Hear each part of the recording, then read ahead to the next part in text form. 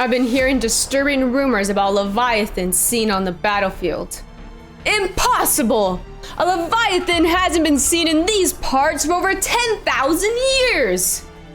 More disturbingly, I've been hearing rumors that this heraldry is the really cool and beautiful, majestic, superior Horus Heresy Death Guard Legion, and not the disgusting, putrid, green, vomit, corrupted, and smelly Death Guard that we fight today.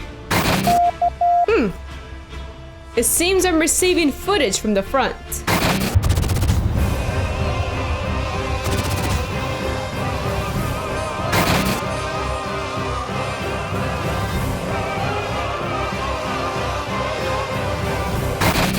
There's no way I'll teach you a 10,000-year-old painting technique of the Death Guard to have the fanciest drip in the Imperium. That would be heresy. But if you were to do it for identifying on the battlefield, this is how you would do it. After all, I'm a good Commissar. Why shouldn't I? Guardsmen, step 1, we want to base all the armor plates in Ushabti bone. Now, Ushabti bone tends to go on thinner, so it may take 2 to 3 coats of paint.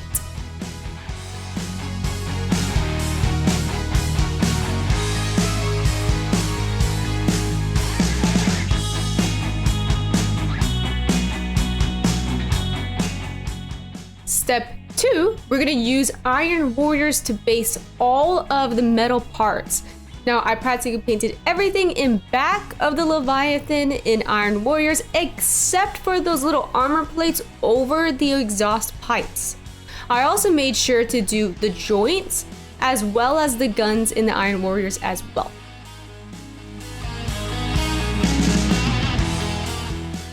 You're going to want to switch to a smaller brush to hit some of those hard to reach areas, like those little things in front of the Dreadnought. I don't know if those are screws or light bulbs, but I did an Instagram poll and the popular vote was screws, followed by light bulbs. So let me know in the comments below, but in this video, we're going to make it screws. Step 3, you're going to want to use Castilian green to paint the green armor parts and stripes. I started off painting the shoulder pads, followed by those little armor plates covering those exhaust vents. It's going to give some color to the back that we already painted in Iron Warriors. Next, I switched over to a smaller brush to add a stripe on the forehead. I'm going to water down just slightly until it's an ink-like substance. This way it's going to be easier to glide. I went ahead and I started on the very bottom. It already kind of has that natural area where that stripe would go. I started on the bottom and did a slight line going all the way to the top. Now I put the Leviathan down. Using the brush thickness, I firmly went from the top going down. Now if you made a mistake, you can always get the Ushabti bone and fix it. Next, I also did a little bit of color on the Gravity Flux Bombard as well as the Storm Cannon.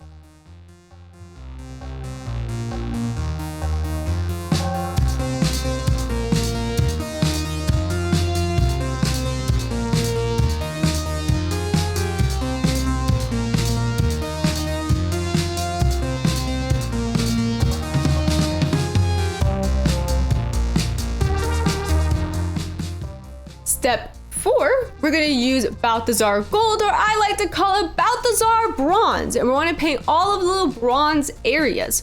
We're going to start off painting the honorary markings on the bottom, followed by the Legion symbol on the chest, and the halo surrounding the head. Next is optional, but it will look good, so I suggest it. We're gonna go ahead and put some of that bronze just on the back on top of the metal that we already painted, just a little bit, and we'll add some color later on. I did this for the Grav Flux Bombard, as well as painting that top part of it all in bronze. This will help break some of the color and just make it look better. I also painted the coils on the Storm Cannon too.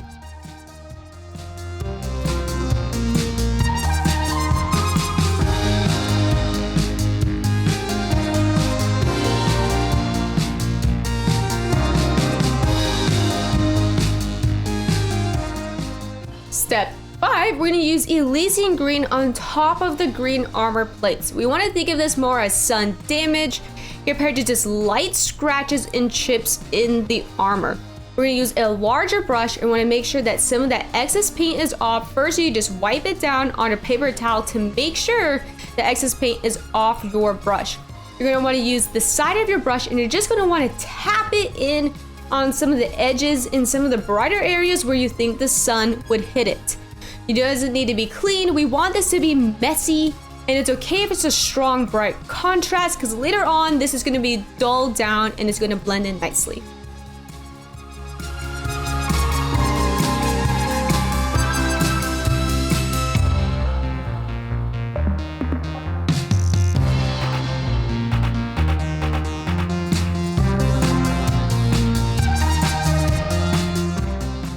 Now it's time to make it grim dark. We're gonna want to start off with premium cotton rounds. I used Swifters. You're gonna want a lot of Q-tips. We're gonna go with Newsh. Now we want to be 4 parts Newsh and 1 part our desired color. So for the Newsh, I use about a quarter size amount, but you're gonna want to do more than that to cover the entire Leviathan. I ended up using equal parts Dryad bark and Trollslayer orange. You're gonna want to mix that all together and make sure it's just a slight lighter brown with just a slight hue of orange. Next, with the larger brush, we're gonna want to paint it in sections. That way we don't ruin the other areas that we just did the base paints in. It says there's about a 10-minute dry time period, but I would say it is significantly less depending on how much you're putting on those sections. So we're gonna put on the section, you're gonna get the cotton round, and you're gonna wipe off all of that excess paint. You're gonna come in with the Q-tip after that, and you wanna wipe off most of the little paints that you see. I try to focus on making it brighter around some of the edges and some of those little middle parts, staying away from those bottom and top areas.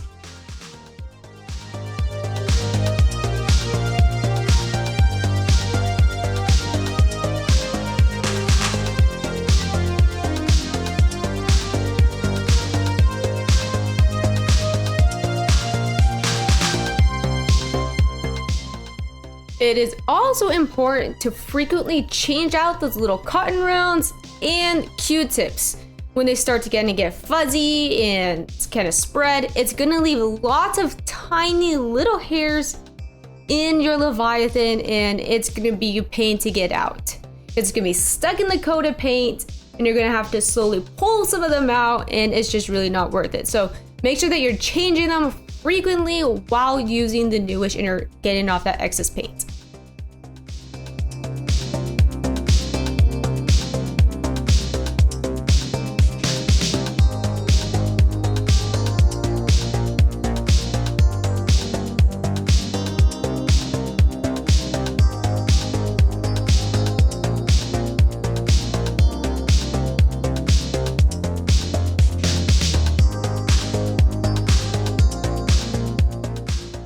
Now for highlights on the armor, we're gonna mix equal parts Ushabti bone and a pure white. You're gonna mix it all together, and we're gonna wanna use a larger brush because it's gonna be easier to blend with. We wanna make sure there's barely any brush on the paint.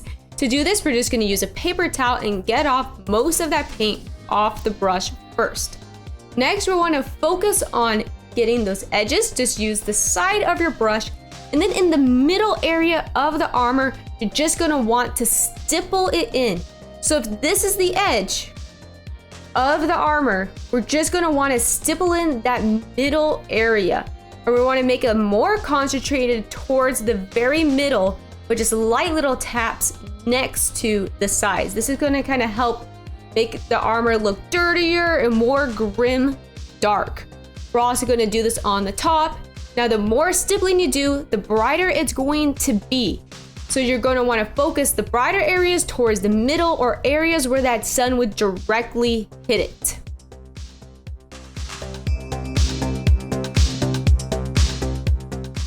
You're going to want to switch over to a smaller, fine brush to hit some of those hard to reach areas, and you're just going to stipple it in on those areas that you wouldn't be able to reach with the larger brush.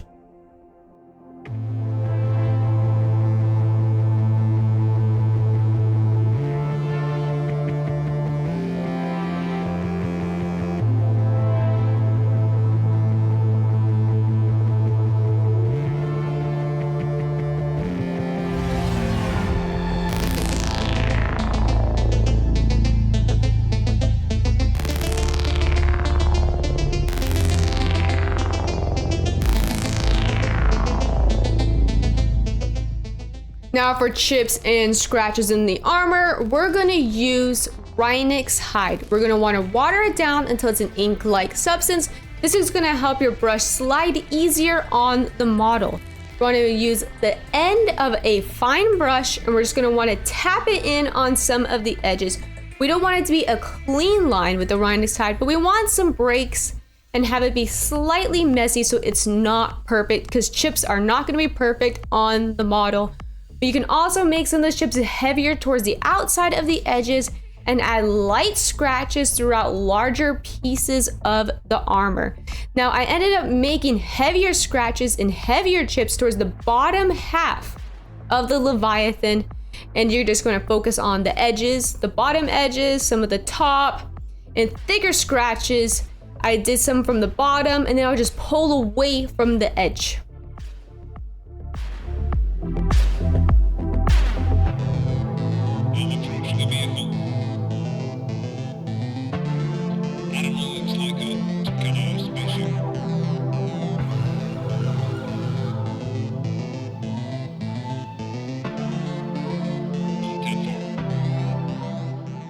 Now, if you want to add rust to your mini to make it even more grim-dark, you're going to mix Rhinox hide with equal parts Skag brown.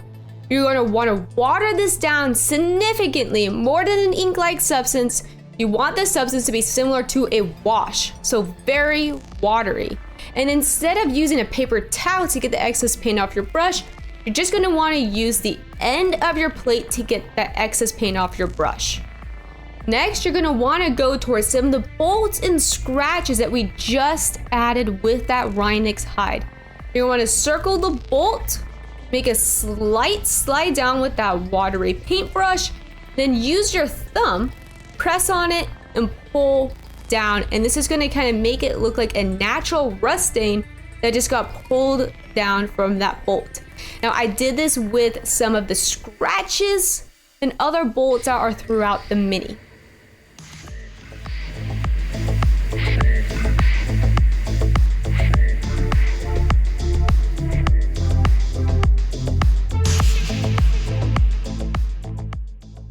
What about rust stains on the metal? Well, the previous color just didn't pop enough on the metal, so I decided to mix equal parts Rhinox hide with Trollslayer orange. We're going to want to water down this mixture significantly, similar to the previous mixture we just did, so it's very watery. And we're going to do the same exact thing. We're going to focus on the tops and the creases within the metal and use our thumb to pull down, so that way it looks like natural rust stains on the metal. I also did this within some of the joints, some of those little circle areas on the legs, and in just a few areas in the back as well.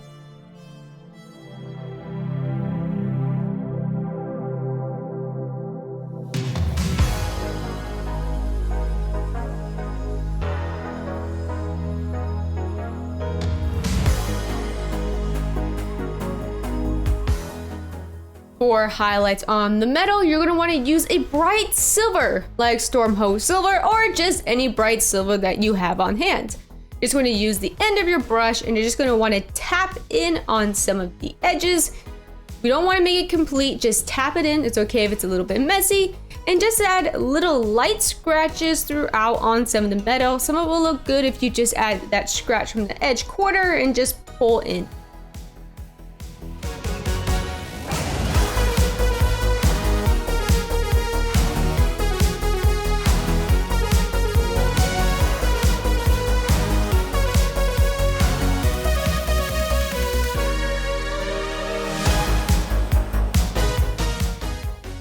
Now for chips and scratches on the green armor plates, we're gonna use a mixture of Elysian green with white. We're gonna put this in equal parts. We're gonna mix this up.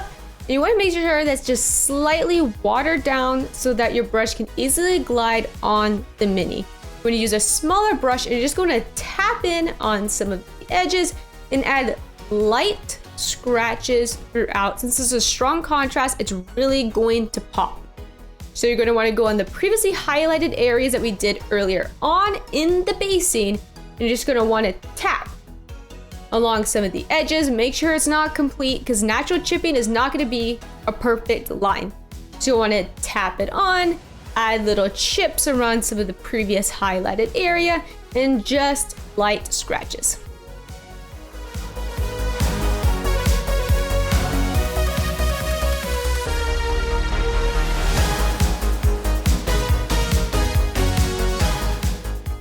If you want your bronze areas to look patinaed and oxidized, we're gonna go grab ourselves some nylic oxide, and we wanna make sure that it's on a small brush. We're gonna wanna just brush over it and make sure that you're getting into all those little creases. Then with a larger brush, just wipe off some of it so it's not so heavy on those bronze areas. I did this on the honorary markings and the Legion symbol. For the halo, I mostly focused towards those bottom areas of those little spiky areas and in those little indented holes on the halo. Now to make that bronze pop after the nylic oxide, we're gonna go grab ourselves a gold. And you're just gonna use a smaller brush and you're just gonna dry brush over the area. You wanna make sure those creases still have that nylic oxide in it.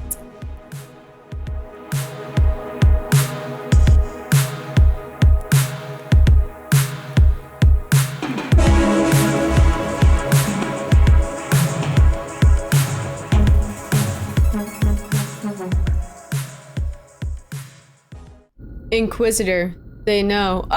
Oh, guardsman, what are you still doing here?